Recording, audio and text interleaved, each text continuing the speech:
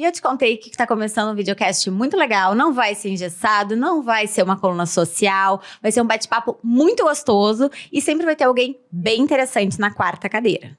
Mas quarta cadeira, né? Deixa eu explicar, deixa eu começar do começo. Por que quarta cadeira? Porque nós somos 3 mulheres com opiniões bem distintas que vão ter um convidado por semana. Eu sou Cíntia Requena. Eu sou Raquel Cairoli. Eu sou Camila Preto e a gente está começando mais um Te Contei.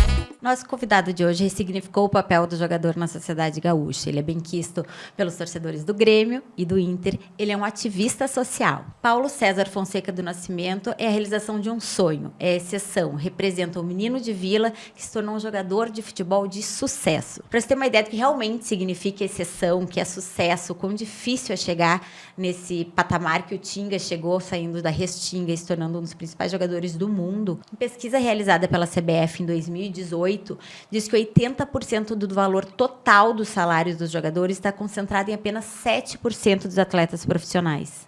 Quer dizer, é muita exceção. E 55% desses atletas, para vocês terem uma ideia, recebem apenas um salário mínimo. Então, o sonho do jogador de futebol, ele aparece muitas vezes para a gente, mas ele é exceção. E é para falar de tudo isso e do amor e respeito a essas raízes humildes que hoje a gente recebe Paulo César Tinga. Seja bem-vindo.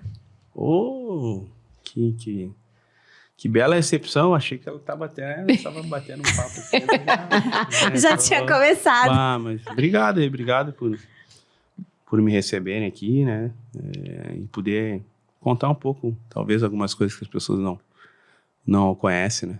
Sim, que legal. A gente está muito feliz de te ter aqui.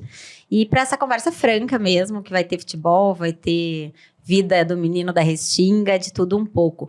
E para a gente começar, deixa eu até situar vocês aqui. O Tinga, ele é da Restinga, né? Que é um dos bairros mais populosos aqui de Porto Alegre. Tem mais de 90 mil habitantes, né, Tinga? E é um bairro conhecido pela realidade difícil, né? E isso que eu queria saber de ti, como ser diferente, o menino da Restinga, que teve todas essas tentações, né, em volta, como ser diferente, como fazer diferente, como não cair nessas tentações? Então, Camila, Raquel, Cíntia, né, já amiga nossa aí também, então, agradecer pelo convite. Toda vez que fala da Restinga, né, eu sempre tenho um orgulho muito grande, até porque o meu nome é Paulo César Fonseca do Nascimento. Se alguém me chamar de Paulo, dificilmente eu vou olhar. Se eu estiver caminhando, alguém fala Paulo, difícil eu vou olhar. Mas se alguém falar Tinga, é certo que eu vou olhar. Então, acabei adotando o nome do meu bairro, né? E durante 20 anos de futebol, e 8 aposentado, mas durante os 20 anos de futebol, e todos os países que joguei, né? Japão, Alemanha e Portugal, sempre na primeira coletiva de imprensa, apresentação, sempre vinha essa pergunta: por que Tinga, já que não tinha no nome? E era onde eu tinha sempre o maior orgulho de contextualizar, falar que era o meu bairro, onde eu nasci.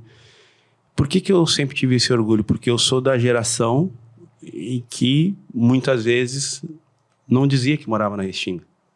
Eu, a minha esposa, a nossa geração... Por vergonha? A gente falava que morava na Zona Sul, quando ia procurar emprego, quando vinha para o centro, ia numa festa. Sempre falava que morava na Zona Sul. E, de repente, a gente fez parte desse movimento que hoje eu escuto milhares de pessoas, quando vou na Restinga, dizerem com orgulho que moram na Restinga. Pessoas que trabalham em outros lugares e falam: pô, eu moro na Restinga. A Restinga virou uma referência. E talvez até a fato de conhecimento, a Restinga é o único bairro, né? Porque é um bairro, por mais que tenha capacidade e volume de gente de uma cidade, ela é o único bairro no Brasil que tem fórum, distrito industrial, posto de bombeiro, delegacia, posto da brigada, faculdade, banco, shopping. Não existe nenhuma cidade no Brasil que tenha isso. Um bairro? Um bairro, né? Um bairro que tenha isso. Então, a gente fica muito orgulhoso de saber o que a Restinga se tornou. E acredito que a gente tem um pouco de parte nisso. Pois é essa questão, assim, e aí voltando à pergunta, isso é uma curiosidade que realmente eu tenho, assim, hoje a Restinga evoluiu muito, e a gente vai falar um pouco disso, né, desse teu ativismo, a importância que tu teve nesse trajeto, mas lá atrás, quando se tinha vergonha, talvez, de dizer que era da Restinga, a criminalidade, tu deve ter visto coisas, né, de amigos, talvez ter perdido amigos pra criminalidade, enfim, violência, como sair ileso, se essa é a palavra, não sei, mas enfim, sair ileso disso, como ver o que tá acontecendo à tua volta e não ser influenciado por ela, como é que tu conseguiu ser diferente numa época em que era difícil ser diferente na Restinga? Referência. Acho que a verdadeira educação, né, que ela é de casa. Minha mãe, das poucas coisas que eu lembro de infância, foi quando eu tinha 7, 8 anos. Já minha mãe pediu para parar de fazer barulho na frente de casa. Tinha um campinho, a gente jogava bola, ficava conversando depois. E ela chegava às 6, 7 horas da tarde e pedia pra gente parar de fazer barulho. Pô, pede pros guri parar de fazer barulho. Ela falava da janela.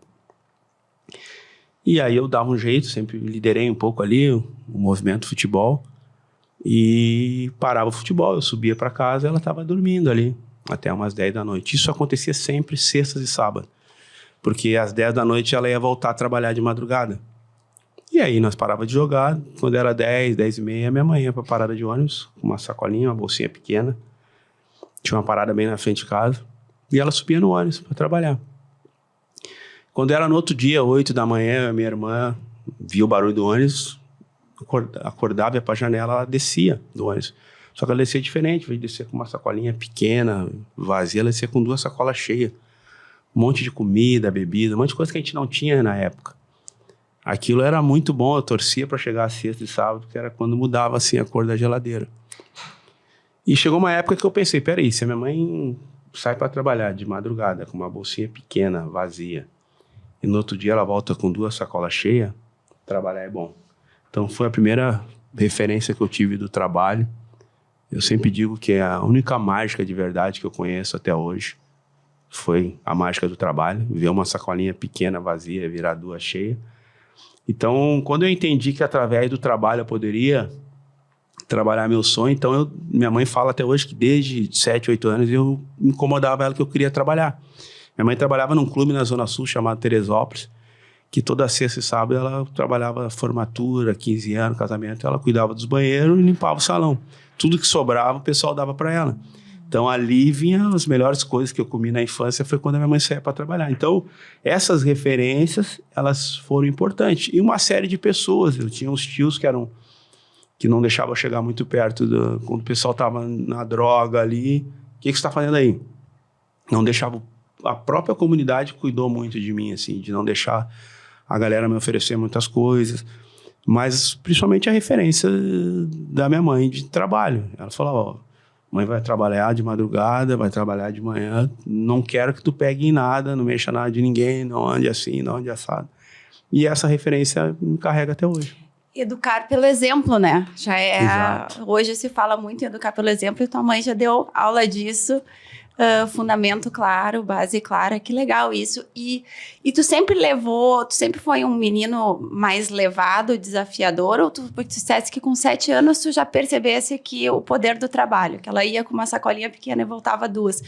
Tu sempre teve essa visão assim mais, ou teve uma época de tinga mais, como se dizia, mais... Rebelde? Não, eu nunca...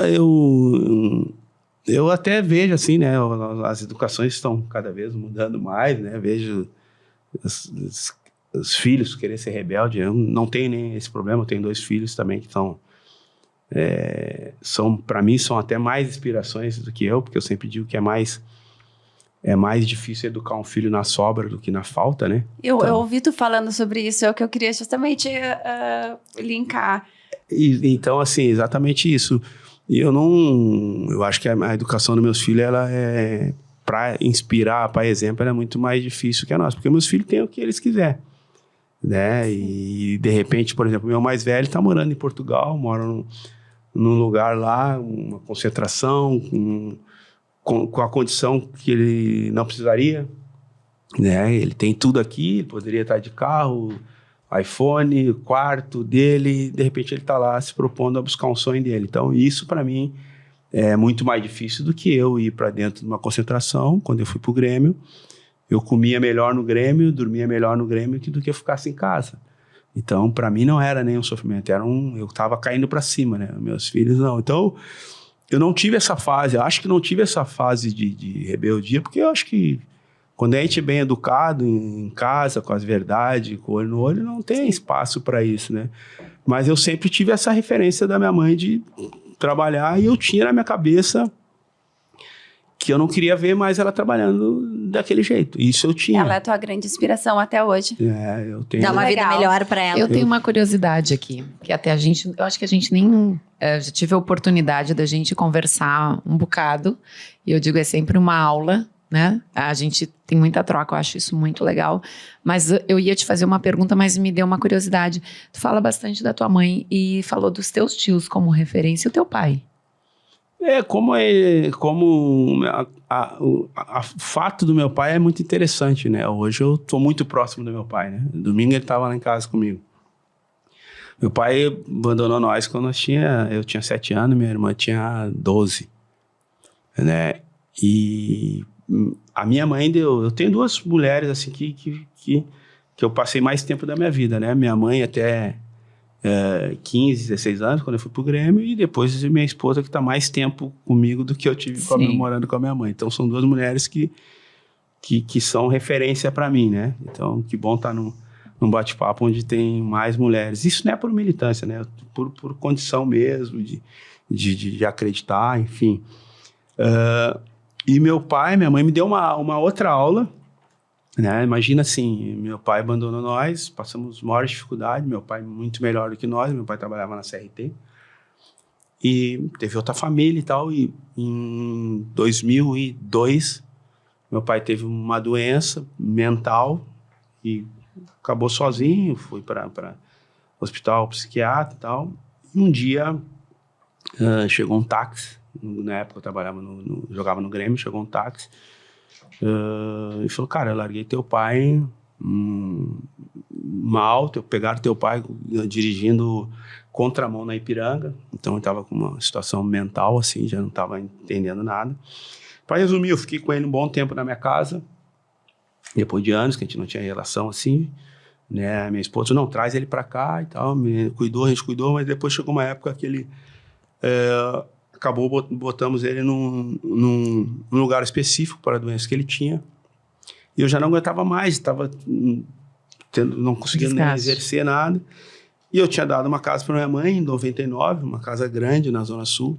Minha mãe estava morando, tinha muito espaço lá. E eu, um dia desesperado, não sabia mais o que fazer, botei meu pai para dentro do carro. E era a última coisa que eu tinha assim na minha cabeça. Falei, vou lá, minha mãe lá, e vou ver se a minha mãe pode ficar com ele lá. Eu, na minha cabeça, já sabendo da resposta, mas era um desespero. Tu imagina assim, você foi casado, de repente essa pessoa te larga há mais de 20 anos. Com 2 filhos pequenos. Volta o teu filho pedindo para ti cuidar dele. E eu bati no portão, falei, ele estava no carro, falei, mãe, tô com o pai aí, não tem mais, tô gastando um monte de dinheiro com ele, tudo que é lugar, eu preciso botar em um lugar e tal, tu tem um monte de espaço aí. Mas já esperando que ela dissesse, na época eu tinha que dar banho nele, um monte de coisa. E a minha mãe falou, não, deixa ele aqui que tu tem que focar no teu trabalho. Então, assim, eu te confesso que talvez eu não conseguiria fazer isso. Não sei quantas pessoas fariam isso. Ser largada por mais de 2 décadas, de repente você cuidar. Então, ali ela deu mais uma demonstração de amor. De e ali virtude. mudou muita coisa, porque ali eu também comecei a aprender uma série de coisas, um monte de dificuldade que eu tinha também, de perdoar, de relevar. Então, mas hoje a gente tem uma relação muito boa. Meu pai mora perto, mora numa casa de idosos ali perto, na Zona Sul, então sempre pego ele. Tu sabes que eu fiz essa pergunta até porque todas as conversas que a gente teve, a tua mãe sempre teve uma posição de destaque, e com razão, né? Porque é uma pessoa de um caráter e de uma virtude fora da curva, né? Eu acho que eu sempre brinco que sangue não é tangue, eu acho que a laranja caiu quase que em cima do pé, assim.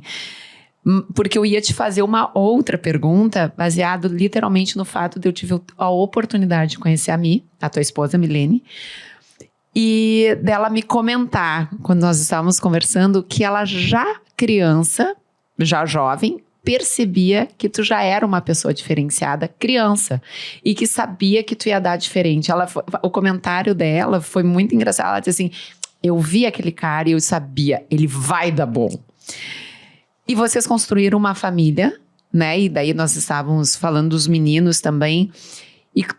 E foi passando um filme, Tinga, tu vê nos meninos, porque é o que tu mesmo disse, que eu tô passando pelo mesmo processo, é muito mais fácil a gente educar na falta do que na sobra, né? Porque tu permitir com que um filho passe uma dificuldade sabendo que ele não tem aquela necessidade é um trabalho árduo.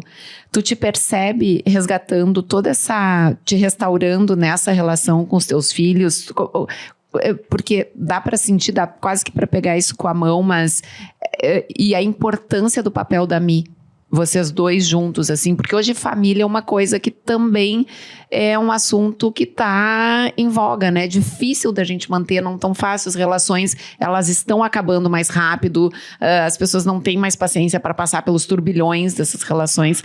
Me passa um pouquinho, assim, dessa tua trajetória, assim, como família mesmo, tendo toda essa base maravilhosa da tua mãe, mas essa restaurar com teu pai. É importante, assim, as pessoas confundem muita coisa, né? A gente fala de educar na sobra. Eu tenho convicção disso, de que é muito mais difícil, né? Tu educar na sobra. E às vezes tem pessoas que falam assim, não, ter dinheiro, não. Sustentar na falta, com certeza é muito mais difícil. Nós não estamos falando de sustentar, nós estamos falando de educação. Sustentar e educar são diferentes. Totalmente diferentes. Às vezes tem pessoas que lêem as coisas na internet e falam, mas é muito mais fácil ter dinheiro. Não estou falando de sustentar. Sustentar é dar as coisas. Educar não tem nada a ver com bens, com patrimônio, com coisa. Então as pessoas veem as coisas muito soltas. Eu continuo tendo essa convicção que tu falou, que tu também tem, de que é muito mais difícil educar na sobra, né? Tu chegar para um filho, eu lembro, eu e a Milene, nós ia no shopping, né? E eu sempre falo assim, educar filho, a gente tem a certeza que a gente educa o filho, tu só vai ter certeza quando ele for tomar uma decisão que você não está e ela tomar a decisão certa. Porque essa é educar filho. Educar filho é o seguinte, às vezes eu falo isso dentro dos eventos que eu faço, das palestras, eu falo para os pais, para as mães, deixa eu falar uma coisa para vocês. As decisões mais importantes dos filhos de vocês não vão estar juntos. Pode ter certeza que as decisões mais importantes, os pais, as mães não vão estar juntos. O dia que me ofereceram droga, antes de eu ir para o treino, que eu tive que decidir se eu subia no ônibus para ir treinar ou se eu ficava na esquina para ganhar 50 pila para vender, minha mãe não estava junto, nem meu pai, nenhum traficante é louco de fazer isso na frente de um pai e uma mãe. O dia que convidaram a tua filha, o teu filho para fazer uma coisa ilícita, não vai ser na tua frente. Não adianta tu achar que tu tá todo dia do lado falando, para ficar tranquilo, a coisa ruim vai esperar o dia que tu não vai estar todos os dias. Então, educar filho tem que educar de uma maneira que é o seguinte, o dia que ele for tomar a decisão, as graves, que essas são as decisões realmente que importam, se vai pegar uma coisa ilícita, se vai para droga, se vai para um quarto que não tem que ir, se vai usar uma coisa que não tem que usar. Na verdade, são essas decisões que vão influenciar numa família. Agora, se ele vai ser melhor ali, se vai ser uma melhor modelo, isso aí vai de novo, mas essas decisões, essa sim tem consequências que destroem uma família. E essa nós não vamos estar juntos. Então, eu tenho 2 filhos, um de 20 e um de 16 anos, o Dani, que a gente criou de uma maneira para ter essa certeza. Se meus filhos tomarem uma decisão errada, que podem tomar, eu tenho que olhar no espelho, triste, vou brigar por eles, vou fazer tudo para melhorar a situação deles, mas eu tenho que olhar e falar, cara, eu conversei. Eu fiz a minha parte. Então, assim, a gente começou desde novo. A gente lembra que a gente entrava no shopping, numa loja de brinquedo, eu e a Milene com eles, e falava, nós vamos entrar nessa loja de brinquedo, nós temos dinheiro para comprar, e nós não vamos comprar, vocês vão entrar para olhar. Vocês estão querendo ir lá entrar? Vamos entrar. E nós entrávamos, eles brincavam, né? Não tem esse negócio de chute. E eu cansei de ver criança chorando, chutando o pai, chutando a mãe. Eu ficava olhando, eu falei, cara, mas isso tá esquisito. Como é que uma criança... Eu pensava, se basta meu filho faz isso, eu dou-lhe A gente Sabe? é old school, né? Né? E, então, assim... Sai pelo cabelo, eu acho, esse arrastado no shopping. E esse tipo de treinamento ou conceito, sei lá o nome que der, que a gente começou fazendo com eles, isso carrega-se até hoje. Então, assim, porque é muito difícil. Eu não posso enganar meu filho. Eu não posso dizer para ele quer um carrinho de 50 pila, eu jogando bola, ganhando dinheiro, eu falo para ele, não, eu não tenho. Ele vai saber que eu tô mentindo para ele. Uhum. Não, eu tenho, mas tu não precisa, porque Mais tu já uma tem vez, carrinho. o exemplo, né? Tu já tem esse carrinho, tu não precisa ganhar o carrinho, não é teu aniversário, tu não passou. Isso é educar. É que esse não é o presente que uma criança precisa no dia a dia. Quando a gente tem essa noção desses valores, a gente sabe que o presente é justamente esse não que tu tá dando, que tu estás em presença com teu filho no dia a dia do teu filho, dizendo assim, isso sim, isso não, isso sim, isso não. Exato. Esse é o presente. Exato. Né? Claro que em datas o presente é uma linguagem de amor, mas assim, tem as datas para isso. Recompensar uma criança com presente é deseducar a criança, na minha humilde opinião. O que opinião. acontece todo dia deixa de ser especial, né? Se Exato. toda vez que a criança Exato. vai ao shopping, é uma coisa que eu sempre digo para meus filhos, mas por quê? Porque não é assim que funciona, entendeu? É um presente, é um presente, é uma coisa especial, é um momento especial, ou é uma exceção de alguma coisa. Então, eu acho que tudo que se torna diário banaliza também. Exato, e a gente criou agora um outro formato, né? Porque talvez hoje não é mais o presente, mas ele chora, a gente dá o iPad, a gente chora, a gente dá o celular.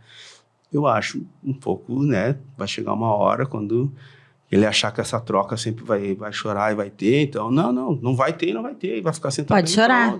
Até cansar. Vai cansar, vai chorar. Ou vai chorar de verdade, que vai apanhar. Como meu pai dizia, tu quer um estímulo para chorar mais alto? Quer chorar. Meu pai sempre dizia isso. Então, assim... Eu te mostro como chorar mais alto. Não, sabe que isso, cerebralmente, a importância do ócio. Isso eu falo muitas vezes pro meu menor, né? O que eu vou fazer? Nada, olha pro teto. Olha pro teto que daqui a um pouco vem todo o teu processo criativo. E a dificuldade que eles têm do nada. Exato. Não tem nada pra fazer, né? E É uma coisa ruim. é no nada que tu cria. É. Não é com a cabeça ocupada. Tu acha que ele vai criar o quê? Uma máquina jogando videogame? Ele não vai. Agora, se ele estiver parado, olhando pro teto, pra rua, contemplando. Esses dias nós estávamos indo com ele lá pra Zona Sul, que teve um evento lá no Veleiros, e ele tava no celular. Eu disse, opa. Meu... Se tu ficar olhando pro celular, tu acha que tu vai saber te movimentar nessa cidade? Tu vai olhar pro caminho que nós estamos fazendo, porque isso é aprendizado. Lá em casa é proibido E também, aí no tu carro, vai celular. olhar para o que rua nós estamos pegando, porque a mãe pegava ônibus. Tu não precisa disso, mas tu tem que saber te deslocar, rapaz. E a gente só sabe observando. E aí ele começou a interagir, aí ele me contando, aqui tu sabe que é quando nós passamos pelo Iberê, ele quis até mostrar que ele sabia alguma coisa, sabe? Mas eu acho que é isso, e isso é uma coisa boba do dia a dia, mas que faz toda a diferença, né? A importância do não, né? Na verdade, na vida a gente vai receber mais não do que sim. Até porque a gente recebesse sim pra tudo que a gente faz, seria chato pra caramba, né? Se tudo que a gente pensasse desse certo. Acho que E eu acho que esse, né? Eu acho que é um dos maiores aprendizados que a gente tem quando a gente nasce tendo que lutar pelos nossos sonhos. Que a gente tem muito mais não do que sim. Muito mais, porque a vida impõe. Eu perdi mais jogos do que ganhei. E nem por isso eu deixo de acreditar e de ser feliz com a carreira que eu fiz, que pra mim foi uma carreira vencedora. E se eu for pegar, eu perdi mais jogos do que... Tu imaginava que tu teria uma carreira tão de sucesso, assim? Porque tudo isso que a gente falou, é claro que o exemplo, eu acho que a tua mãe é um poço de firmeza e de virtudes, isso te moldou muito, eu tenho certeza. Mas tu imaginava que tu seria um ídolo, assim? Em que momento tu olhou pra cima e pensou, nossa, meu trabalho tá dando certo, nossa, que legal... como é que é isso? Porque o futebol é emoção, né? O futebol é paixão. E, por exemplo, acho que jogar no time dos sonhos, tu começasse no Inter, no Grêmio, quer dizer que foi Sim. muito importante pra ti, mas tu nascesse colorado e tu te tornar um ídolo. Meu filho de 10 anos, que vai ser jogador profissional, que ele tem certeza, eu perguntei pra ele, filho, tu sabe quem é? Ele tem 10 anos, né? Tu sabe quem é o Tinga? A mamãe vai falar com ele. Sim, mamãe, ele foi muito importante pra nós. Então... Que momento te percebesse como um ídolo? E como isso é pra ti? Como impacta pra ti? Que tu consegue ser um ídolo de pés no chão e que tenta impactar outras pessoas pra também serem. Eu acho isso lindo. Primeiro, assim como todos, assim, tá sendo muito legal as perguntas, coisas que eu gosto de falar, são um pouco fora, assim, do jogo, né? São histórias, mas não o jogo, né? De futebol, que já faz muito tempo que eu jogo. Eu sempre falo da minha mãe assim, mas se a gente for pegar o exemplo dela, é o exemplo de 90% da população, né, das mulheres no Brasil, né, trabalham com isso, vão ser faxineira, vão servir café, entendeu? Eu acho que ela não fez nada fora do que as outras fizeram. Eu acho que a percepção, né, que ela fez eu entender, não, eu vou trabalhar e eu consegui, né, graças a Deus, entender que aquilo ali, porque se for pegar a história, né, eu poderia contar a mesma história, né, eu poderia falar assim, minha mãe não tinha tempo para ficar comigo, né, trabalhava de manhã, trabalhava de madrugada, meu pai nos abandonou, minha mãe trabalhava demais, por isso que eu escolhi o crime. É a mesma história. E eu falo isso às vezes para os adolescentes. Falo, eu não tive uma boa educação. Mas por que não tenho? Meu pai e minha mãe nunca estavam em casa. Tá, mas onde é que eles estavam? Porque eles estavam trabalhando, eles estavam estudando. Então, tu teve a melhor educação que eles podiam te dar. Eu tive a melhor educação que a minha mãe podia dar. Não adiantava minha mãe ficar em casa comigo, alisando o meu braço e nós todos passando fome junto. Então, assim, as mesmas coisas que acontecem com todo mundo é como cada um quer enxergar, né? A maioria das pessoas dizem que tomaram decisões. Eu fui por esse caminho porque a minha mãe não estava todo dia comigo. Mas onde é que a tua mãe estava? A tua mãe estava trabalhando, então era o melhor que ela podia fazer. Não adianta ficar ao teu lado. É o lado cheio ou o lado vazio do copo, né? Que entendeu? difere muitas coisas da forma como tu vê, exato. né? A forma então, quando eu falo também ela mãe, soube te demonstrar que era por amor. Eu acho, eu imagino que o amor dela pela família sempre teve muito claro também, então, né? Por que eu tenho muito orgulho de falar dela? Porque, na verdade, não estou falando só dela, estou falando de todas as pessoas que saem para trabalhar, que é a maioria, né? Eu sempre digo, eu saio para fazer o maior projeto social da história. Não existe projeto que inclui mais do que o trabalho. Então, quem gera emprego, quem gera oportunidade de trabalho, está participando disso que a gente está falando. E a outra parte, né, que você perguntou, dessa questão de quando é que eu entendi do que eu estava fazendo como ídolo, né? Eu vi muita gente jogar e vi a maneira que as pessoas enxergavam, né? O meu primeiro ídolo foi o Caíco, né? Depois o segundo foi o Pelé, no futebol. Mas eu nunca almejei ser ídolo. Eu sempre quis ser respeitado. Ser respeitado é uma coisa, ser ídolo é outra. Tem um monte de ídolo no mundo que a gente não respeita. Mas são ídolos dentro do que fazem. Né? As pessoas lotam estádio, lotam shows, lotam eventos, mas eu gosto do que ele faz, mas eu não respeito o que ele... Ele é só aquele totalmente diferente. Então, eu nunca busquei idolatria, busquei ser respeitado no que eu faço. E ser respeitado, eu posso ser respeitado simplesmente por plantar uma florzinha pequena. Mas, cara, eu sou bom naquilo ali. Eu faço um café preto que o outro não faz. Está sempre quente, está sempre gostoso. Tu pode ser respeitado de qualquer forma. E as poucas vezes que isso é natural do homem, todo mundo tem o seu lado da vaidade. Sim. A vaidade faz parte da nossa vida. O problema é quando a vaidade nos domina. Enquanto a gente dominar a vaidade, tá tranquilo. Cara, tem que cuidar. Mas também, como, né, um cara que saiu da periferia e de repente as coisas, né, tu dorme ganhando R$800, faz um gol, passa a ganhar 30, 40 mil, é natural que a tua vida, tu enlouquece como qualquer um. Interessa se é jogador, se tem a quinta série ou se é um empresário. O cara sai de passa 800, pelo deslumbre. Dormir sexta-feira ganhando 800. Não, somos humanos todos, né? Passa. Esses crescimentos meteóricos passa pela fase do deslumbre. Natural. Juiz que for, se ele dormir sexta-feira, treinar sábado, fizer um gol no domingo, segunda, ele sair de 800, segunda-feira começar a ganhar 40 mil, ele também acha que ele é o maior homem do mundo, né? Então, eu também tive essas mudanças e as poucas vezes que eu enxerguei assim, olha o que eu estou fazendo, foi onde eu tive sempre as quedas. Queda de performance, um pouco de talvez, foi um momento que eu tratei talvez uma pessoa... Porque eu sou como qualquer ser humano, eu tenho um monte de coisa ruim também. Eu sempre brinco, quer saber o que eu tenho de ruim? Senta comigo e vamos conversar de coisa ruim. Né, mas eu tento a cada dia, cada pessoa que eu sento, eu tento extrair e ver, cara, pô, aprendi isso aqui. Pô, isso aqui me serve, né? A gente jantou semana passada lá com o teu sogro e Maria, todo mundo, eu saí dali com uma aula, eu tô sempre tentando buscar. Mas eu, assim, na verdade, fui entender o que eu tinha feito dentro do futebol agora, quando eu parei. Então, quando tu fala que teu filho tem 10 anos, praticamente ele não me viu jogar.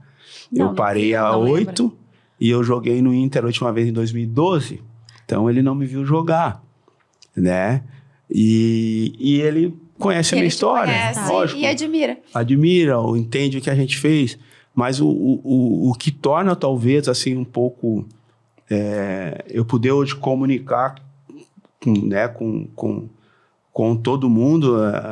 Primeiro, o nome, né? Eu herdei o nome do meu bairro, então acabou sendo um nome curto. Único. Fácil. Né? Fácil, então foi... Né? Então, Igual Pelé. A Restinga me emprestou isso. E pelo fato de eu entendi, né, hoje como empresário, como um cara que cria algumas coisas, eu entendi que eu tinha feito parte da maior marca do Rio Grande do Sul, do maior patrimônio do Rio Grande do Sul, que se chama o Grenal. Não existe marca mais forte que a marca Grenal. É a única marca que tu conversa com 100% das pessoas. Tu pode até dizer que tu não gosta de futebol, mas tu diz, eu sou colorado, meu pai... Mas tu conseguiu uma coisa que tu não é, porque a gente é muito polarizado aqui no Rio Grande do Sul, né? Tu conseguiu se dar bem com a torcida dos dois. Exatamente isso eu acho que não tem outro case. E por isso que é exatamente isso. Então Tu saberia citar outro jogador que tem esse mesmo... Na verdade, vários jogadores jogaram no Grêmio e no Inter. Não, mas que tem esse carinho, que tem... Porque as duas torcidas têm muito carinho por ti, muito respeito. Eu acho que respeito tem alguns que tem isso também, né? Mesmo até que não jogaram no Inter, jogou no Grêmio, não jogou no Inter, mas a torcida é respeito. Mas eu acho que transcende um pouco assim, né? Eu fui referência em algumas fases nos dois, então... No Grêmio, eu era apelidado do Motorzinho, na época do Tite, a gente foi campeão, eu era um dos 3 jogadores principais da época. Então, uma geração que ganhou na minha geração ali. Depois, no Inter, eu também era na primeira passagem, era eu e o Fernandão, o Sobis estava começando, então nós éramos os 3 referências. Então, é muito difícil, tu pode até jogar nos dois, mas tu ser referência nos dois, ser um dos principais jogadores nos dois, é difícil. E para mim foi mais difícil ainda, porque eu joguei 2 vezes no Grêmio e 2 vezes no Inter. Então eu tive 4 passagens. Dificilmente tu tem 2, uma aqui, outra lá. Eu tive 4. E nas 4 passagens, ainda fui campeão. Teve então, troféu em todas. Sempre se falou da gangorra, né? Quando um tá mal, o outro tá bem, eu sempre dei a sorte. Tu sempre tava com a gangorra lá em cima. Acho que eu sempre fui mais leve, tava na parte da parte... Tu tava no Inter quando o Fernandão faleceu? Não. Quando o Fernando faleceu, uma semana antes, a gente se encontrou, ele estava comentando pela Sport TV e eu estava jogando Cruzeiro. O último jogo que ele comentou, que ele estava treinando, que ele ia fazer a Copa do Mundo. E a gente se encontrou, ele fez o último jogo da temporada, foi Cruzeiro e Flamengo, em Minas. E aí a gente conversou, depois do jogo ele comentou, desceu, a gente era muito amigo. E eu fui de férias da Copa, ali meio do ano, aquela que só tem de 4 anos, aquelas férias no meio do ano. Eu fui para Cancún e no terceiro dia que eu estava lá, veio a notícia. Tu já voltou aí? Não. Não, ficou lá? Não voltei. Difícil, foi difícil? Não voltei, não fui no enterro dele, não fui na missa de 7º dia.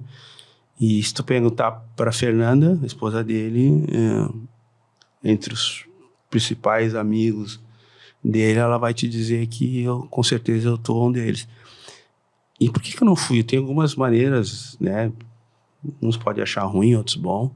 Eu sempre digo assim, eu fiz tudo pelo Fernando que eu podia fazer quando ele estava em vida, né? E quando a Fernanda me ligou, né, para ir no enterro, na época nem foi no enterro porque eu estava lá, mas na missa, depois que eu já tinha voltado, e eu falei que não ia ir, que eu não queria ver ele daquela forma, e ao mesmo tempo eu falei para Fernando, tu sabe quem são os amigos do Fernando, tu sabe que eu vou continuar fazendo o que o Fernando, que eu gostaria que o Fernando fizesse por mim se fosse o contrário, que é ajudar a cuidar dos teus filhos. Então, várias vezes o Enzo, quando tá com algum problema, a Fernanda me liga para mim conversar com ele, eu levo ele para almoçar, a gente conversa.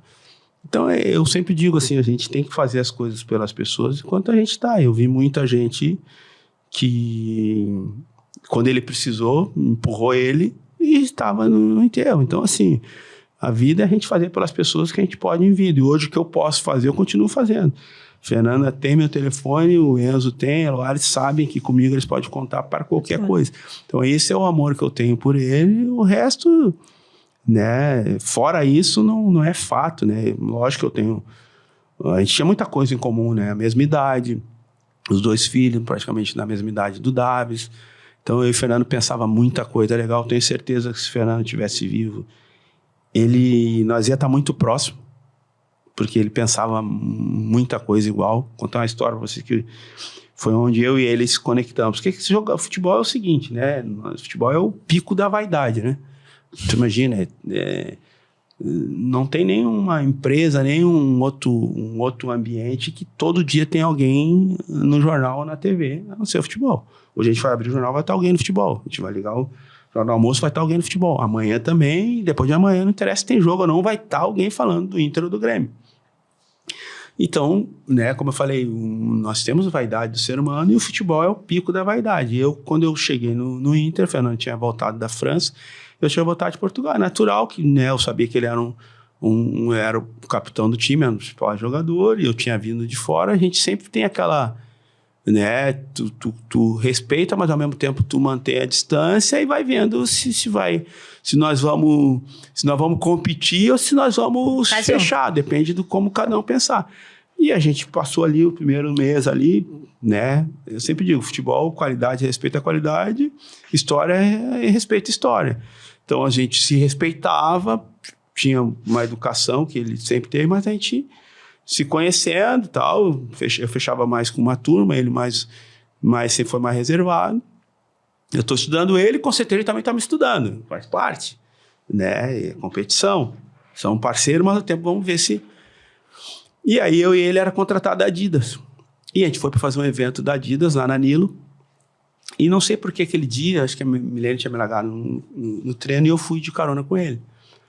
Vamos junto, tal. Fomos conhecendo mais, assim, fora do treino, né? Porque as pessoas pensam assim, os caras jogam junto, são amigos. Não, nós trabalhamos junto, né? Como qualquer outro trabalho. Qualquer outra empresa. Não sai com as pessoas do teu trabalho para casa. São 30 pessoas, não tem como. Às vezes as pessoas falam, eu vi o time do fulano no aeroporto, tinha um grupo para lá. Eu falei, como é que 40 pessoas vão andar junto no aeroporto? Nem tem como, cara. É lógico que mandar 5 para lá, 5 para cá. Isso não quer dizer que os caras não se dão. Mas então, e a gente se conhecendo, estamos indo, tava uma chuva na Nilo. E eu tentando conhecer o lado dele também, né? Fora o futebol, ele no meu, a gente conversando, tal. Nisso, tinha esses carrocinhas de papelão, um cara ia levando na chuva, uma chuva. E uns carros ali meio trancados, e um cara buzinando muito. E eu tô na carona, tô achando por dentro, tô achando aquilo ali, ridículo, né? Eu falei, pensando pra mim, dentro do carro. E aí eu vejo o Fernando irritado e começou a buzinar pro cara e começou a ficar irritado, mas eu só pensando. Nisso ele ficou do lado do cara assim, baixou o vidro e falou... Mano, quando ele baixou o vidro, o cara tomou um susto. O cara devia ser coloradão, tomou um susto assim. Ele falou, cara, tu não tá vendo, cara? Tu vai chegar em casa daqui 10, 15, 20, 30 minutos se atrasar, mas tu tá ali dentro do carro, ar-condicionado na chuva. O cara tá todo molhado ali, você tá pressionando o cara. Então, e arrancou e ficou bravo, assim, e nós fomos. Aquilo ali, pra mim, eu falei, esse cara é fechamento. E ali a gente conectou, tanto que os jogadores brincavam, que a gente era uma panela, que eu só tocava a bola pra eles, tocava a bola pra mim e tal. E a gente ali começou a ver que a gente tinha muita coisa que a gente se identificava. Então, com certeza, o Fernando ia estar fazendo até mais coisa do que eu. Ele era um cara extremamente visionário, um cara que pensava fora mesmo da caixa, e ali a gente teve uma intimidade muito legal por essa situação. E eu falei, cara, esse cara eu quero estar perto. Tinga, tu é falando assim, né? Tu é um homem de muitas situações. Eu acho fácil a conversa contigo, eu acho que é muito disso, assim, porque tu traz muitos exemplos que traduzem um pouco de quem tu é, o que tu pensa, o que tu sente. Me gravou que tu falou assim, decisões que destroem uma família, né? Em relação aos filhos, à criação. Quando a gente tava falando da Restinga, acredito que tu tem inúmeros exemplos, mas e do outro lado, né? Desse lado do futebol, que não é um lado de privações, ao contrário, talvez a falta seja, né? A falta de privações talvez seja o grande problema. Tu tem algum exemplo disso, de decisões que transformaram a vida de algum amigo, de alguma família, pro lado ruim? Porque a gente sempre vê muita coisa do lado bom, e futebol não é só coisa boa. Então, assim, nesse lado do futebol que deu certo, né? Dos grandes clubes, dos grandes valores de salário, tu chegou a presenciar alguma coisa, ou ver alguma coisa que tu pensou, putz, decisão errada, isso vai causar aquilo lá? Faltaria papel aqui para listar, e meus principais amigos não estão mais aqui. Do futebol? Não, que jogaram comigo desde a infância, né? Não estão mais nesse mundo nosso aqui. E a maioria perdeu pro crime. Isso tu diz do futebol, da base do futebol ou lá da Restinga? Não, ainda? da Restinga. O que eu sempre digo assim, por que eu incentivo muito os pais, mães e as crianças a fazerem esporte e jogar futebol? Ou qualquer esporte, mas eu digo o meu que eu conheço.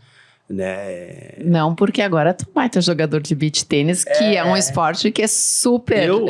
Eu até estava conversando com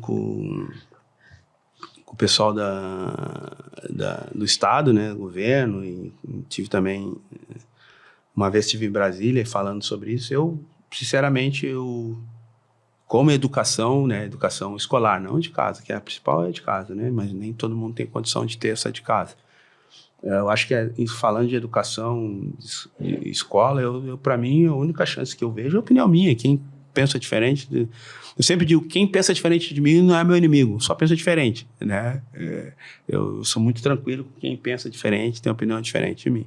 Espero que seja assim também, né? As pessoas... Eu sempre... Quando eu comecei a fazer palestra, e eu inseguro pra caramba do que ia falar, isso há 7 anos atrás, eu sempre fechava da mesma forma. Eu abria no final da fala, eu abria um peixe gigante assim, né? E tava meio como se ele já estivesse despedaçado, se tivesse sido tirado a carne. E eu sempre fechava a fala, falava assim, pessoal, quero agradecer a presença de vocês aqui. Espero que vocês façam com a minha fala o que eu faço na Sexta-feira Santa, o que nós fizemos todos aqui, né? Quando tem a Sexta-feira Santa, a gente tem que comer peixe, a gente pega a carne, come o espinho que a gente não gosta, a gente joga fora, a gente não fica bravo com o feriado, né? Então, espero que vocês façam isso também. Muito bom esse exemplo. Espero que vocês façam isso na minha fala. Quem não gostou de alguma coisa, não precisa ficar bravo comigo, só pega e joga fora aqui. Então eu também vivo, né? Penso dessa forma. Então, assim, a minha opinião hoje, uma das únicas chances que a gente tem ainda de educação através da escola, ela tem que vir através do esporte. É a única vez, a gente tem vários projetos que a gente se envolve. Quando eu vou lá na Restinga ver o projeto nosso lá, o Fome de Aprender o Futebol, que foi lançado o ano passado, eu chego lá, 40, 50 crianças e 2 profissionais tocando ele, às vezes um.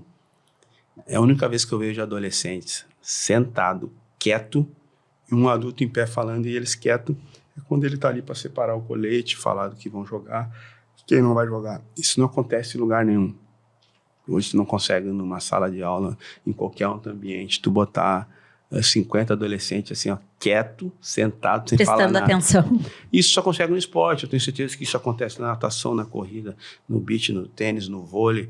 Porque eles... Então, assim, por que não chamar as crianças e adolescentes pelo esporte e ali tocar a disciplina, tocar a educação, tocar o conceito, o conteúdo? Para mim, é a única chance que nós temos. Porque hoje não é atrativo tu ir na escola, sinceramente. Para mim, o mais atrativo da escola, que eu incentivo meus filhos para a escola, é mais a questão de comunicação, ambiente, saber conviver, disciplina, respeito à liderança, que é a professora. Mas se for pegar conteúdo, por que ele vai ficar estudando uma hora sobre a história se ele vai ali no Google e põe e está ali a resposta? É o jeito que eles pensam. Então tem que criar um jeito para que as pessoas, cara, eu vou lá no esporte, o que eu quero? Pai, eu gosto da natação. Pô, cara, a natação tem isso. Eu fui educado no esporte. Quando eu cheguei no Grêmio com 15 anos, o cara entrava dentro da área, eu dava um carrinho, dava um chute no cara, porque o futebol que eu jogava não tinha falta. Eu saía correndo para qualquer lugar. O treinador me chamou, que é o Rogério Zimmer. Hoje ele é treinador do Brasil. Né? Para mim, uma referência. Um dos melhores treinadores que eu tive, porque ele me deu esses conceitos que eu trago até hoje. Ele falou, cara, tu não pode dar um chute no cara aqui na área. Se tu fizer a falta aqui, tu vai ser punido, teu time vai ser punido, porque vai ser um pênalti, o cara vai bater a bola tranquilo e vai fazer o gol. Aquilo ali liga pra mim vários alertas. Pô, cara, se eu fizer uma merda aqui, tem a punição. Ó, tá vendo aqui? Tu não pode sair correndo aqui. Tem a linha de impedimento. Alguém já viu essa linha de impedimento? Não existe essa linha. Ela é imaginária, não tem no campo uma linha. Porque ela pode ser em vários locais. Então, o que eu identifiquei na linha? Pô, cara, não precisa estar um policial lá para saber que aquilo não é meu, que eu não posso avançar até ali. Eu vou ser punido, eu tô fora de jogo, é irregular, eu tá passando uma vantagem, eu tô saindo na frente do cara. Posicionamento, Tinga, tu joga no lado direito aqui, tu pode ir até ali, senão tu vai atrapalhar o fulano. Disciplina, então eu tô falando do meu, mas imagina, todo esporte tem essas regras, seus conceitos, então é a única E tu lembra chance. da tua frase, a frase lá do início da nossa conversa, que tu disse assim, eu mais perdi do que ganhei. E no esporte a gente aprende que um dia a gente perde, no outro a gente ganha, no somatório a gente mais perde, mas a gente tem que estar sempre lutando para ganhar. Então, eu acho que vem várias mensagens subliminares no esporte, e eu acredito muito também, eu pactuo muito que o esporte salva. Eu acredito total. No Brasil que nós vivemos hoje, eu acho que não tem outra coisa. Qualquer outra coisa que eles inventarem aí não é tão atrativo para a criança aí. Porque não adianta tu inventar, se eles querem isso, entendeu? Sim. Não, e é uma fórmula que deu certo no mundo todo também, né? Os Estados Unidos se transformou numa potência, começando trazendo as crianças pelo esporte, a própria Rússia, enfim, a gente pode ir para qualquer lugar. Então, é um caminho de canalizar a energia da criança, tu aprende atenção, ela tem o bem-estar e vai aprendendo conceitos da vida, né? Teu filho joga bola, né? Joga. Tá. Eu vou te perguntar, mas eu sei que já acontece isso. Quando ele tem o jogo dele, seja no treino, ou seja lá no colégio, o jogo dele que ele tem que sair 8 horas da manhã. Que horas que ele acorda, que ele tá no quarto de vocês batendo lá? Ele acorda antes de toda a família. 5, 6 da manhã. Certamente. Eles estão no nosso quarto. Com prazer. Feliz. Eles não fazem isso quando vão estudar. Eles vão estudar às 8, eles acordam 15 para as 8, tem que chamar Resmungando ainda. A gente acorda eles 15 para as 8. Quando eles vão jogar, às 5 horas, estão. Cansei de fazer isso com o Davi, estudando. Falei, cara, às 5 da manhã, o negócio vão sair 9 da manhã, vocês estão loucos. Vão dormir de chuteira, tudo que tu tem que pedir para eles já fizeram, arrumar as coisas. Eles tomaram banho, isso com 10 anos. Dente escovado, tudo pronto. Tudo, tu não te incomoda com nada o dia do esporte. O dia que ele vai nadar, o dia que ele vai correr, o dia que ele vai jogar. Então, e ali tá a grande chance nossa de educar. Por ali. Não interessa como. Métodos são vários. E a igualdade também, né? No esporte, todos... acho que parte do pressuposto da igualdade também. Isso é muito bom para a criança aprender. Aquilo que a gente estava falando de educar na falta ou na sobra. O ideal é a gente achar um meio termo. O esporte é um dos poucos... O esporte é como a praia, né? Ele é um dos poucos lugares que todo mundo é igual. Exato. Então, a criança já começa a aprender desde cedo que não tem isso, sabe? Exato, é uma democracia natural. Se tu errar, né? Quando eu vou bater o pênalti ali, se eu errar o pênalti, eu já vou ser punido logo ali. Tu pune um grupo, né? Eu puno um grupo, eu sou punido. Ao mesmo tempo que eu vou punir o grupo, eu sou responsável por isso. Né? E da mesma forma, quando eu também faço um gol, né? Eu também sou idolatrado por isso. Então, e tu sabe que eu acho que tem uma outra coisa do esporte, que eu acho que o esporte revela muito a pessoa. Exato. E tu consegue, assim, se eu trouxer o esporte, o meu filho jogando futebol, ele não é nada do combate. E ele não é assim na vida. E às vezes tu precisa ir um pouco a luta. Eu disse, cara, vai pra cima, luta, porque ele é super de boa, sabe? Aquela coisa. E eu olho e disse, gente, como o esporte reflete o ser humano e fica fácil através do esporte, inclusive de tu ir aparando as arestas, ou tu puxando o freio, tipo, não vai dar carrinho, tem o que avança, tem o que não avança. Isso eu acho uma coisa muito legal Tinga, da tu observação. comentou com a gente aqui, né? Agora falando, tu é um homem que faz muitas coisas, né? Tem uma cabeça a milhão, assim. Tu falou da palestra, tu comentou aqui do teu projeto social na Restinga. Deixa eu te fazer uma pergunta. Quando tu saiu do futebol, né? Que você tem uma vida toda cercada e de... Não é de muito trabalho, digamos assim, né? O que tu precisa normalmente estar na tua mão. Quando tu se viu aposentado, como é que foi esse momento, assim? O que eu vou fazer? Porque hoje tu faz muitas coisas. O que foi fundamental? Como é que tu começou esse teu trajeto? Eu sempre digo que uma das coisas, entre várias coisas difíceis que a gente tem na vida, uma das mais difíceis foi minha aposentadoria. Dizer não para mim mesmo. Dizer não para a única coisa profissionalmente que eu sabia fazer. Entender esse momento, saber que era a hora. É muito louco, porque tipo assim... Gente, eu preciso de uma pausa. Só uma pausa rápida para isso. Quanta gente não se aposenta porque justamente não consegue dizer não para si, morre trabalhando, adoece trabalhando. Que coisa linda isso que tu falou. Olha, isso é muito potente. Isso eu acho que a gente precisaria de um cartaz. Uma das coisas mais difíceis foi quando eu tive que dizer não para mim. Porque além disso, né, eu tinha a insegurança de fazer. A única coisa profissionalmente que eu sabia fazer. Pois é. Então, tu imagina o professor ter que dizer não, a única coisa que sabe fazer é dar aula. Não, tu não pode mais dar aula. Só que no futebol, tu fala isso para um cara de 33, 34, 35, 37 no meu caso, onde para qualquer ramo tu tá começando. Exato. Qualquer empresário tá começando nessa idade. E eu tô dizendo, tu não tem mais vida, tu não sabe fazer nada, tu tem a 5ª série e acabou a tua vida. E até hoje, no teu caso, que era muito bem sucedido, tu tinha tudo na mão. E como fazer? Eu tinha tudo na mão dentro daquela bolha. Eu sairia daquela bolha, eu não sabia fazer nada. Pois é. O futebol, futebol de alto nível, que são 2%, ele faz tudo por ti. Eu, durante 2 décadas, nunca fiz check-in de aeroporto, check-in de hotel, hospital era marcado para mim, exame de sangue até mim. Eu nunca fiz essas coisas. E, de repente, com 37 anos, eu estava no mercado e eu teria que fazer as coisas. Tive algumas vantagens e que eu só fui entender quando as pessoas me falaram isso, né? E depois eu percebi isso. Qual que foi algumas vantagens? Eu sempre gostei muito de pessoas.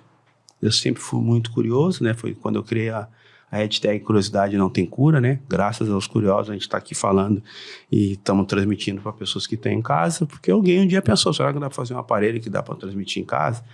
Né? Acredito eu que devo ter começado com o pessoal do Motorola, aquele celular de gigantão. Tijolão. Tijolo, né? Alguém deve ter pegado aquele celular, tamanho de uma TV, e deve ter pensado assim, será que não dá para botar uma câmera aqui? Hoje a gente está falando e pode, através do celular, alguém está nos vendo. Então, vamos pegar esse gancho aqui, só porque eu acho que tu tens uma característica fantástica, porque uma das coisas que a gente tem mais dificuldade é quando a gente precisa materializar, dar um título para uma coisa que a gente tem a ideia, né? E como é que a gente transforma isso num produto. E eu acho que tu tens uma genialidade para fazer. Eu amo as tuas sacadas. Então, tu tem curiosidade, não tem cura. Vai a outra. A da van. Tem da sorte. Que não é uma van, é um jato. Tem chamando a atenção da sorte, né? Chamando a atenção da sorte. Tem a da planilha, como é que... Gestão além da planilha. Gestão além da planilha. Eu tenho vários não, nomes, mas né? e uns aí, me diz um que tu lembre que nem foi ainda ao ar. Tem algum não que tu pensou? Eu vou lembrar. Daqui a pouquinho vai sair alguma coisa aqui. Eu adoro. Daqui a pouquinho... É uma característica incrível. Porque, na verdade, né, quando tu pensa, como tu falou, eu faço várias coisas. Quando tu pensa alguma coisa, tu tem que começar pensando, tem que ter uma boa marca, um bom nome, uma boa chamada, uma boa sacada. E aí, normalmente, eu uso as coisas mais simples. E que eu estava falando aqui da vantagem, né, eu sempre gostei de pessoas. E durante os 20 anos, especialmente nos últimos 5 anos, eu fui um dos jogadores que eu nunca tive assessor. Não? Tanto que eu estou aqui, vocês falaram direto comigo, não falaram? Eu tenho hoje pessoas que fazem um segundo contato quando é as minhas palestras, quando é para mim fazer ou vender minha imagem, trocar, enfim, fazer alguma coisa, uma propaganda, alguma coisa. Eu tenho pessoas que discutem, aí Financeira, jurídico. contrato jurídico. Mas o primeiro contato sempre foi eu que fiz com as pessoas. Então, isso ajudou na minha saída do futebol. Porque o que eu digo? Cara, quem resolve as coisas são as pessoas. Né? Por mais que a tecnologia avançou, o ser humano é que vai ter que dar o play, fazer o Pix, assinar o cheque, dar o enter, dar o play. Então, quando eu criei a gestão além da planilha em 2016, só se falava em planilha de Excel na época. De repente, vem um cara com a quinta série e cria um projeto, uma palestra, um conteúdo, um conceito sobre gestão ali na planilha. Os caras falaram, você está louco, só se fala em planilha. E eu falei, não, pera que vocês vão entender o que é. Hoje as pessoas entenderam. Quem é o gestor ali na planilha? É o ser humano. É que a tua linguagem é surreal, né? Tu foi fazer uma palestra na empresa do meu marido e da gestão além da planilha. Sim. E os funcionários... É que a tua linguagem é muito simples, né? É muito fácil de entender isso que eu falei dos exemplos que tu traz. Todo mundo ficou encantado. Então, assim, um treinamento que poderia ser uma coisa chata, entre aspas, e burocrática. Não, as pessoas estão fascinadas, fora o caso de ser tu ainda, que todo mundo tirou foto. Então, para eles foi muito legal. Mas tu falar com eles de uma forma acessível, assim. Era um ídolo para muitos, para a maioria, né? A gente tá falando de Grêmio e Inter. E tu falava de uma forma muito acessível. Então, eu acho que essa é a grande questão tua também, né? A simplicidade com que tu transmite o teu conhecimento, além de toda essa síntese uma genialidade. dessa questão é diferenciado, de monetizar, uma inteligência espiritual na prática, só no que eu monetizar, digo. Né? E isso só é possível, assim, eu sempre digo assim, né? Na verdade, a gente nasce sem nada, né? A gente nasce sem nada, todo mundo nasceu igual. Eu brinco, nós todos estamos no lucro já. Como é que nós viemos ao mundo pelado, careca, né? Sem cabelo, um mundo pelado, careca, a primeira coisa que a gente tomou foi um tapa. Todo mundo... Então, tudo para nós é lucro. Nós tá vestido, nós tá de roupa. Tem uma outra versão, hein? Que a gente já nasceu campeão. Porque a gente nadou mais do que trilhões de dinheiro. Já fomos especiais ali, né? Já, verdade. Tudo é uma forma de se ver, né? A gente já nadou mais rápido que trilhões de nadadores, olha hein? Como já dá pra fazer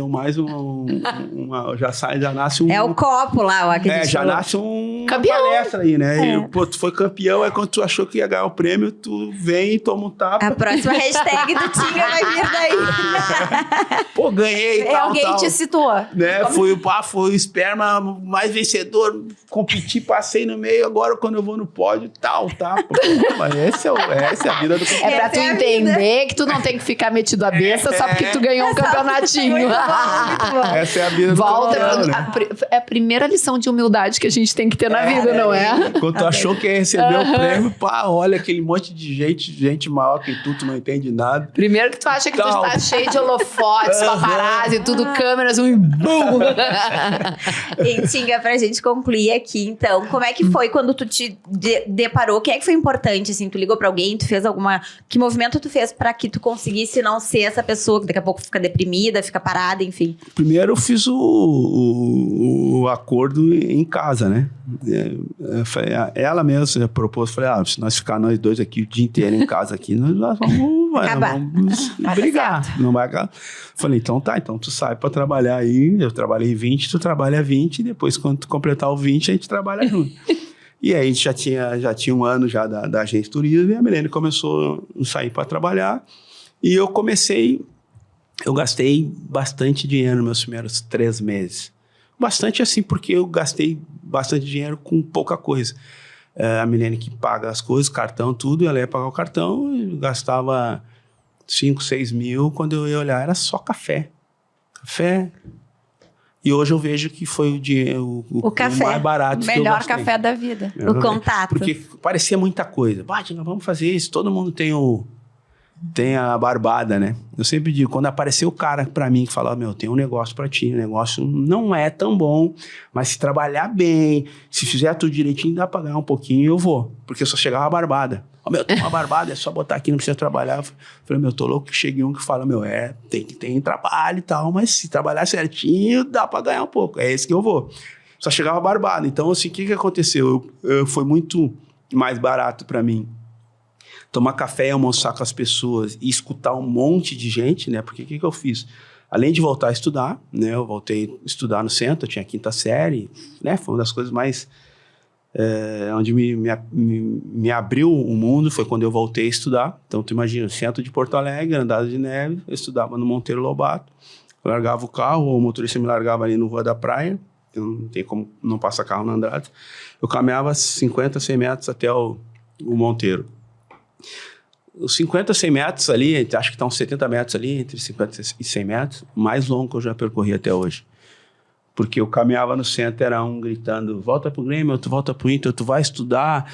E eu com uma vergonha, ao mesmo tempo me sentindo, um dia eu botava uma touca, um dia eu botava um boné, mas sempre alguém conhecia. E eu ficava assim, cara, o que eu tô fazendo aqui? Não preciso disso aqui, cara. E aí eu entrava dentro da sala de aula, começava... Não, será que é o Tinga? Não deve ser o Tinga. Será que ele é tão burro igual nós? Os caras iam achar que não estavam escutando nada. Eu escutando tudo, uma vergonha, constrangido, me sentindo o último homem do mundo. E aí, louco entrasse a professora ou professora. Aí, quando entrava, aí sim começava o terrorismo. Tu imagina tu aí na sala de aula, um monte de gente falando, ela falando um monte de coisa, tu não entendendo nada. E eu fiquei pensando, levanta o dedo e digo que eu não estou entendendo. Eu me mantenho aqui, o único que jogou no Inter, Grêmio, foi campeão, é ídolo, vaidoso. E aí não foi fácil. Não lembro que dia foi, mas eu lembro que a primeira vez que eu levantei dele, eu falei, eu não estou entendendo nada. Ali mudou tudo, porque várias pessoas, colega, professor, todo mundo se identificou e começou a me ensinar, apareceu gente de tudo que é lugar. Ali foi quando eu entendi que o que move o mundo são as perguntas, não as respostas. Então, o que eu fiz? Saí dali de imediato. Como eu falei para você, durante o futebol, por ter jogado em Grêmio e Inter, eu conheci muita gente. E 2 coisas que eu gostava muito, de conhecer pessoas e ler muito. Eu lia muito. Então, eu fiz agenda, como eu não tinha assessor, eu queria levar tu lá para tirar uma foto, né, com quem eu falo. Fala comigo, vai meu telefone aí. E os caras se assustavam, então eu tinha uma agenda de muita gente. E aí eu falei, cara, eu vou ir perguntar coisas para as pessoas. Peguei uma lista de telefone, o primeiro telefone que eu vi, assim, de empresário, era do Clóvis Tramontina. De muito tempo, na época que eu jogava no Inter ainda, que eu conhecia. Vou mandar uma mensagem. Aqui troca, mandei a mensagem. Pô, Clóvis, tudo bem? Eu tinha ali. Pô, tudo bem, Tinga? Eu falei, cara, eu queria conversar contigo. Resumindo, ele mandou ir, 2 dias depois eu fui para casa do Barbosa, e ali sentei com ele. Eu falei, cara, e o que tu precisa? Eu falei, cara, eu vim aqui entender aqui, fazer umas perguntas para ti. Ele começou a brincar, me deu um jornal que ele tinha guardado com uma frase minha da época. E ele, o que tu quer? Eu falei, eu quero te fazer uma pergunta, eu vim aqui entender, quero saber como é que faz para botar um garfo e uma faca na casa de todo mundo. E ali começou a minha história. O Clóvis, até hoje, ele brinca, que é o meu empresário, né, das palestras ali. Ele começou a me indicar me indicou para Marco Polo, né, na época era o Nilo, que é nosso amigo, era o CEO lá. Eu fui lá entender como é que chegava um monte de barra de ferro e virava um ônibus. Dali nasceu o nosso ônibus, fomos de aprender. Então, eu comecei a pegar uma série de negócios diferentes, né? Fui para Minas Gerais, na época se falava muito em cursos online, fui na Hotmart entender como é que era a venda de cursos online, dentro da Hotmart, fui para Sambatec entender de streaming com o Gustavo Caetano, e comecei a ver para dentro da do Frio aqui com o Zanon, com o Guilherme, com o Dagoberto, entender, e fui conversar várias coisas que as pessoas achavam que não faria sentido, e depois começou a fazer sentido porque, na verdade, isso se tornou um repertório, né? Porque aí, para vários mundos diferentes que eu ia, eu entendia um pouco. E aí começou a me nascer várias coisas. Foi daí que eu entendi que, com todo esse avanço de tecnologia, o final de tudo, a maior dificuldade das pessoas seria gerir as pessoas, porque eu fazia minhas perguntas dentro das empresas. E quando eu fazia alguma pergunta, sempre assim, como eu estava fazendo aqui, conversando, eu falei, cara, qual a maior dificuldade hoje? Estou falando isso há 6, 7 anos atrás. A maior dificuldade, as pessoas estão difíceis. E cada vez mais. Até hoje. E cada vez mais, porque hoje a gente conhece mais o nosso celular do que a pessoa que convive com a gente. E hoje já não é mais o desafio das empresas, é o desafio das famílias.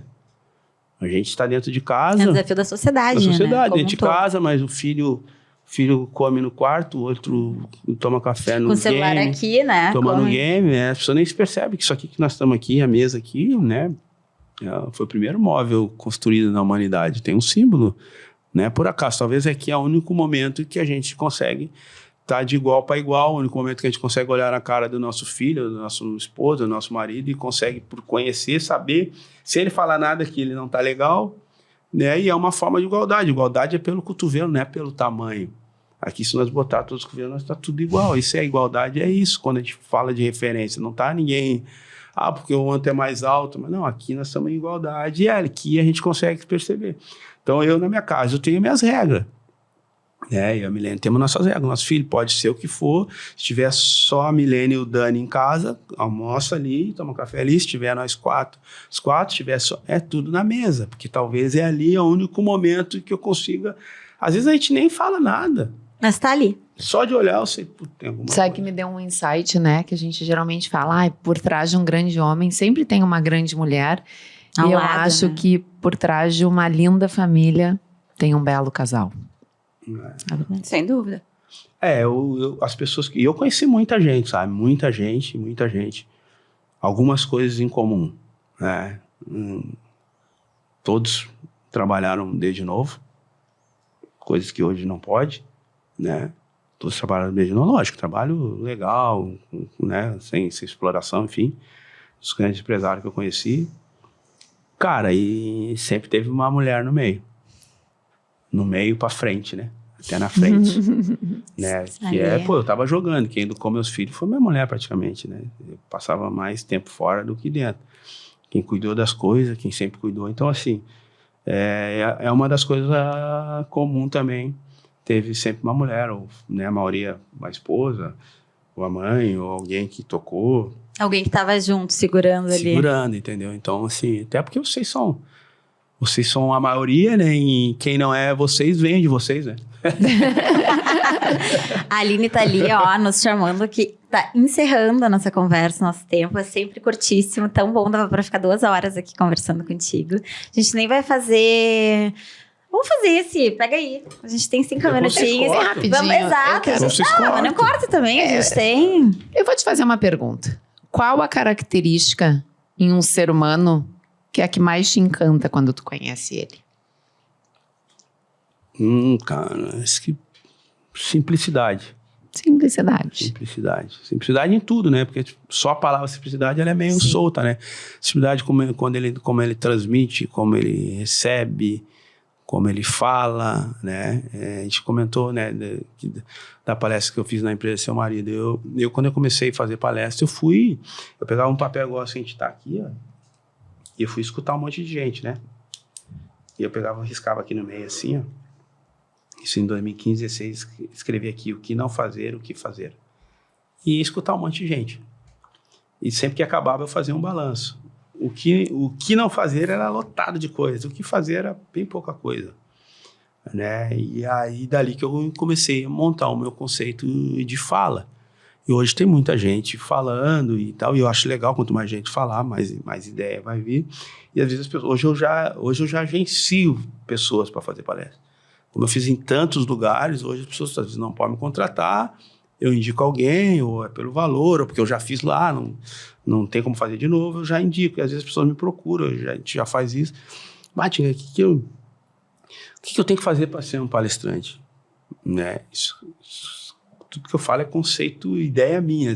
Voltando lá, quem pensa diferente, tranquilamente, e aceito também. Eu digo assim, cara, quem testifica a minhas palestras, quem testifica ela, que me dá segurança fazer minha palestra, é quem convive comigo. Né? Eu não posso querer ir numa empresa transformar 500, 1.000 pessoas, 100 pessoas, se eu não conseguir transformar quem convive comigo. Quem testifica as minhas palestras são meus filhos, a minha mulher, quem trabalhou na minha casa, quem trabalha nas minhas empresas. Então, assim, se tudo que tu vai falar lá, tu faz aqui, tu pode fazer em qualquer lugar que tu vai vencer. Agora, não tem como eu chegar em 1 hora numa empresa, inspirar as pessoas, motivar, transformar as pessoas, se eu passo tempo com meus filhos. Um dia, numa palestra, né, eu abro muito para pergunta, me perguntaram assim... Na época tava uma polêmica do Neymar lá e tal. Pô, Tinga, tu gosta do Neymar? Eu falei, cara, adoro o Neymar. Inclusive, sou muito amigo do pai dele. Ah, mas tu acha o Neymar, teus filhos gostam dele? Eu falei, amam ele, meus filhos. E eu acho muito legal isso, que eles adoram o Neymar, o jeito que ele joga, o jeito que ele se comunica aí com a gurizada. E o cara acho que não gostava do Neymar. Queria ouvir uma coisa ruim. E queria que eu não gostasse também. E aí ele falou assim pra mim, mas tu acha o Neymar um bom exemplo, teu filho? Ah, eu falei, pá, deixou quicando. Eu falei, cara, não... Primeiro é o seguinte... Só esqueceu que tu era artilheiro. Eu falei, cara, o Neymar joga quarta e sábado. E eu adoro que meus filhos fiquem olhando ele jogar. Eu também, se eu puder, eu tô olhando, se eu estiver em casa. Agora, falando de educação, Neymar joga quarta e domingo. Se ele influenciar meus filhos mais do que eu, que tô todos os dias com meus filhos, o problema não é o Neymar, o problema sou eu. Então eu não tô buscando em qualquer... Eu tô citando ele porque é um cara que eu gosto, admiro, acho que assim, torço muito, sempre torci. Mas falando para qualquer outro tipo de ídolo, né? Se tu achar que... Né? Às vezes as pessoas dizem, pô, que legal, Tinga, tu tem que ser exemplo. Cara... Por que eu tenho que ser exemplo? Eu, tu e todo mundo temos que ser. Não é o jogador, o médico tem que ser, o porteiro tem que ser, todo mundo tem que ser, né? Então, assim... E se alguém tá influenciando mais meu filho do que eu, tem algo errado. Tem alguma coisa errada. Algo errado. Ah, vou entender que, né, o Brasil não é todo mundo que tem essa condição de ter o filho em Catar. Mas aí é outro problema. Isso não é culpa também do jogador, também não é culpa do ator, também não é culpa... Legal que todo mundo conseguir dar exemplo, mas para mim ele já dá exemplo. O exemplo do esporte. Meu filho gosta dele por causa do esporte. Agora as outras coisas não tem como saber, eu não convivo com ele todo dia. Como é que eu não vou saber se o cara não é um baita pai em casa, um baita filho, um baita marido? Não tem como saber, o que a gente vê de mídia. Então, para mim, o que eu quero dele me entrega muito bem, sempre foi educado, sempre que encontrei, me respeitei. Então, assim, a gente está querendo transferir para as pessoas coisas que são nossas. A nossa responsabilidade. Isso aí. Bom, tá, a Aline tá nervosa lá. Eu quero deixar uma... nós temos não temos uma palavra aí que nós temos que... É que nós estávamos falando sobre a gratidão que está banalizada e tu disse assim, mas eu tenho um conceito de gratidão. E aí eu disse, conta isso, porque nós estávamos explicando que a gratidão é o único sentimento capaz de elevar a energia do próprio corpo de um ambiente imediatamente. E aí foi esse nosso gancho. E a gratidão, né? A Camila é nossa cliente na Território Sagrado, né? Território Sagrado é a nossa loja que fala sobre... Isso aqui eu quero deixar aqui depois de presente para vocês. A gratidão, entre várias camisas que a gente vende, de valores que são sagrados para nós, a gratidão é a que mais vende. Segundo algumas pesquisas, se não me engano, gratidão é a segunda palavra mais citada, hashtag. E eu quis entender sobre isso. O que é gratidão? Eu fiquei buscando comigo, assim, madrugadas e tal. O que é gratidão na prática? Porque tu pergunta para uma pessoa, se eu perguntar para vocês, cara, me mostra o que é gratidão na prática. Uns vão falar que é obrigado. Obrigado, primeiro que nem alguém é obrigado a nada, né? Não deveremos falar nem obrigado quando alguém compra alguma coisa. Nossa, ninguém é obrigado a nada. Né? Não é nem isso que devemos falar. Aí eu tentei, cara, é difícil tu achar a gratidão na prática. E a forma, não sei se essa é a forma, a única forma, mas para mim, a única forma de expressar gratidão na prática, que a gente expressa inevitavelmente, e eu muitas vezes expresso espontaneamente, a única maneira que eu encontrei de expressar gratidão na prática é tratar o diferente. E eu lembro a primeira vez que eu fui fazer essa fala, que eu fui testar isso, era numa família, uma palestra que eu fiz para uma família, né, tradicional, e aí eu falei, gratidão é tratar o diferente. Aí um levantou o dedo, falou assim, eu não concordo, eu acho que que a gente tem que tratar todo mundo igual. Eu já estava esperando mais ou menos alguma coisa desse tipo, falei, não confundimos tratamento com respeito. Nossa obrigação como ser humano é respeitar todo mundo igual. Agora, tratar todo mundo igual, se nós tratar todo mundo igual, nós vamos ser mais injustos do que justos. Eu fiz uma segunda pergunta, eu falei, tá, cara, me diz uma coisa, tu conhece todo mundo aqui, tu faz parte da família, ou é acionista aqui, enfim, tu conhece todo mundo aqui? Conhece. Eu falei, quantos daqui já foram jantar na tua casa? Eu perguntei pra ele. Ele contou 6, vocês estavam em 18. Eu falei, e por que os outros 12 ali não foram? E ali todo mundo começou a rir. Então, Se a gente for perceber isso, eu não estou tratar igual o cara que me deu uma facada da mesma forma que aquele que me deu uma flor, que me deu uma oportunidade. Então, gratidão para mim é tratar o diferente. Quando eu olho, e gratidão, ela não prescreve. O cara que me ajudou lá em 1970, não interessa se ele me deu uma fichinha de ônibus para mim entrar no treino, eu vou ver esse cara hoje, amanhã, daqui 10 anos, eu vou ficar, cara, muito obrigado. Lembra aquela vez, não tem como eu esquecer. E eu vou tratar esse cara diferente. Eu cansei de estar jogando, né? Joguei em Minas, joguei em São Paulo, em todos os lugares.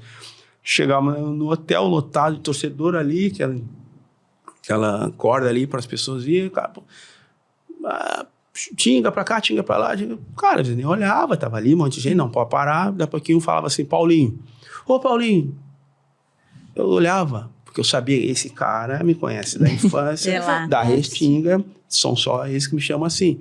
Então, isso é gratidão. Gratidão é a única maneira que eu vi, tá assim. Aquele cara...